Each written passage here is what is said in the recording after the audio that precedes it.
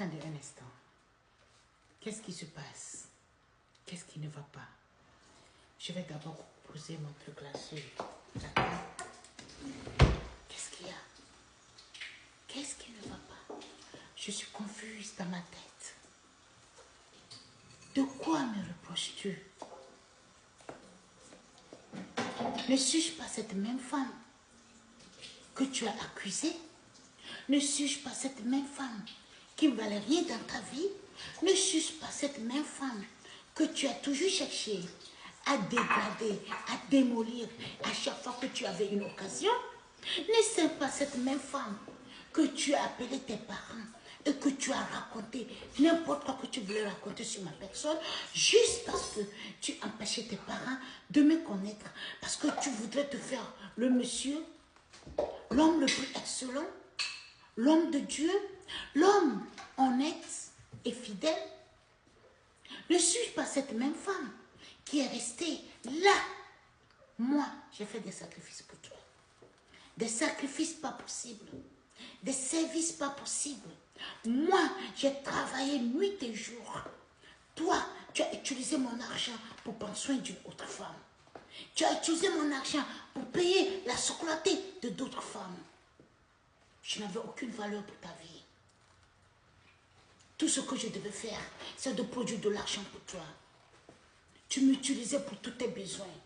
Il fallait que je fasse quelque chose. Il fallait, si j'étais beaucoup plus intéressée par ce que je fournis, par ce que je ramène. Parce qu'avec moi, tu trouvais que l'argent était facile et tu devais l'utiliser. Tu as passé tout ton temps à me juger. Tu as passé tout ton temps à faire l'homme le plus sérieux du monde. Tu as pris tout ton temps à me démolir, à me dégrader. Et qu'est-ce que j'ai fait? Je suis restée là. Si je suis restée là, ce n'est pas parce que j'étais bête. Non. C'est parce que j'ai un Dieu et j'attendais le moment de mon Seigneur pour réagir. Je n'ai pas voulu me presser pour prendre une décision. Peut-être qu'il ne va pas plaire à mon Dieu. Parce que j'ai toujours marché avec mon Seigneur. Je ne prends pas de décision sans la présence de Dieu à mes côtés. Voilà pourquoi je suis restée là, toutes ces années, plus de 20 ans. Et il n'y avait rien de bien dans ces 20 ans. Ces 20 ans étaient de la torture, ces 20 ans représentaient des maux de tête, ces 20 ans c'était des dénigrements, ces 20 ans c'était des insultes. Il n'y avait pas d'amour. Tout était éteint. Mais je n'avais pas perdu confiance. Parce que je sais que j'ai un Dieu. Je sais qu'il y a un Dieu. Je n'étais pas pressée de prendre ma décision. J'attendais toujours la voix du Seigneur. Et aujourd'hui, qu'est-ce qu'il y a? Qu'est-ce qui ne va pas? Qu'est-ce qui a changé? Ne serait-ce pas cette même personne? Ne serait-ce pas cette même femme? C'est pas moi. C'est pas moi qui valais rien. Tu m'as humilié, m'embêté, insulté, me lavé complètement. Tu m'as dénigré devant tes parents et devant mes parents. Tu as voulu, de la même manière que tes parents me traitaient, tu as voulu amener mes parents à me traiter de cette même manière. Tout en oubliant que eux, ce sont mes parents. Qu'est-ce que tu penses? Que je devais finir avec toi comme ça? Que je devais rester là? Maintenant, j'ai pris ma décision. L'amour que tu m'as offert durant les 20 ans et plus, j'ai vu ça. Mais je ne suis plus intéressée. Je ne suis plus intéressée. Les cadeaux que j'ai reçus de toi, les câlins, dans mes moments difficiles, les mots doux que tu m'as accordés, que tu m'as donné, que tu m'as fait vivre, l'amour excellent. J'en ai vu, mais je n'en veux plus de ton amour. J'ai décidé de m'éloigner. Je prends mes distances. Je ne veux plus de toi. Je n'en veux plus. C'est difficile. Et à vous les femmes, surtout la femme africaine, vous n'êtes pas obligés. Vous n'êtes vraiment pas obligés.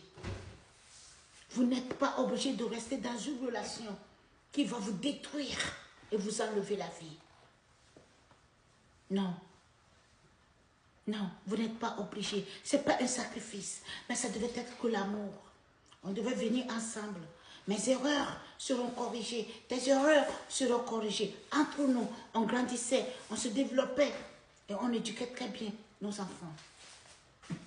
Dieu nous a accordé un fils. Mais qu'est-ce qu'on a fait de cet amour? Qu'est-ce qu'on a fait de cet enfant? Qu'est-ce qu'on a fait de cet enfant? On n'a pas eu le temps d'aimer notre fils comme on devait le faire. Tout était basé sur argent, argent et argent.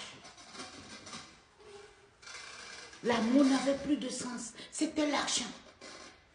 Il fallait profiter de moi et de nous. T'as dit chaque fois que je ne te fournissais pas, chaque fois que je ne faisais rien, chaque fois que je ne faisais pas rentrer l'argent, c'était maintenant, c'était devenu, moi je ne sais plus, un mépris.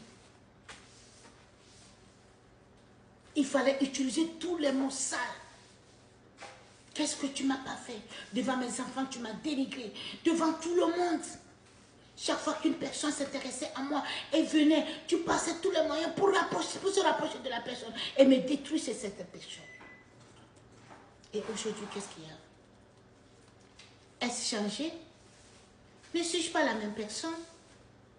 Qu'est-ce qu'on cherche? Que tu crois que tu es le dernier homme de ma vie? Que je suis obligée de rester avec toi? Non, monsieur, je ne suis pas obligée. Ma décision, elle est prise. Ma décision, elle est prise. Tu m'as détruit. Tu m'as détruit physiquement et dans l'émotion, émotionnellement, tu m'as détruit. L'abus émotionnel, elle tue plus que l'abus physique. Et je vais vous expliquer pourquoi. L'abus physique, c'est vrai, tu as les blessures, ça va passer et tu vas oublier tout de suite. Tu reprendras et tu oublieras. Ben, l'abus émotionnel reste là, gravé dans ta tête. Et ça va sonner tous les jours, ça sonne tous les jours.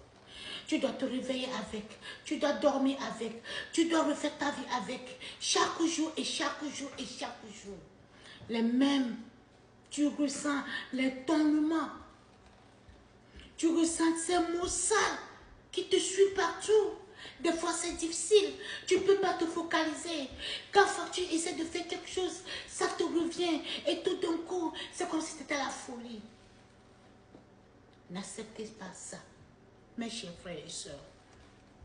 Si un homme dans votre vie ne peut pas vous apporter un plus, que de ne pas, si un homme dans votre vie ne peut pas reconnaître un seul instant ce que vous êtes et vous féliciter une fois, et quand il s'agit de détruire, de raconter des bêtises sur ta personne, il est prêt et chaque jour, cet homme ne t'a jamais aimé et il ne va jamais t'aimer.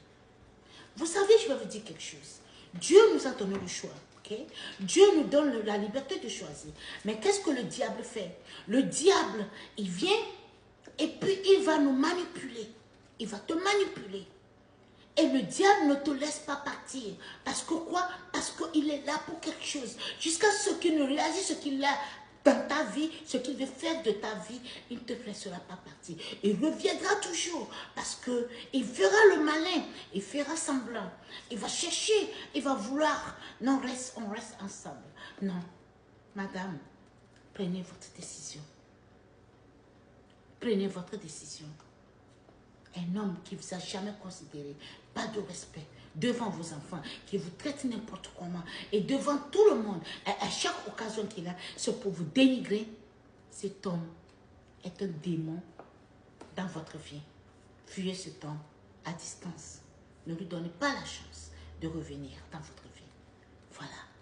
Donc, à bon entendeur, salut. C'est mon mot pour toutes les femmes, surtout la femme africaine, pour vous qui souffrez, pour vous qui vivez dans des relations pas possibles.